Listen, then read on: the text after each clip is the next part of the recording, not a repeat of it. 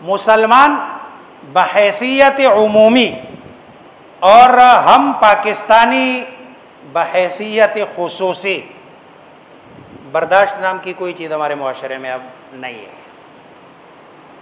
हम सड़क पे जा रहे होते हैं, पता भी है कि सामने जो हमारी गाड़ी खड़ी है उस गाड़ी के आगे 100 गाड़ियां और खड़ी है, फिर भी मैं पीछे से हारन पे हारन, हारन पे हारन, पता भी है कि रास्ता नहीं है, फिर भी मैं हारन दिया जा रहा हूं। क्यों?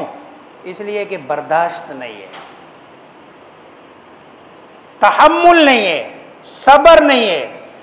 और ऐसा लगता है कि जैसे कि इस बंदे का अगर ये 1-2 मिनट जो यहां खड़ा है ये इसके ज़ाया हो जाए तो शायद मुल्क में कोई बहुत बड़ा मुआशी बहरान आ जाए, कोई इतना बड़ा मसला। अगर गप्पों में बैठ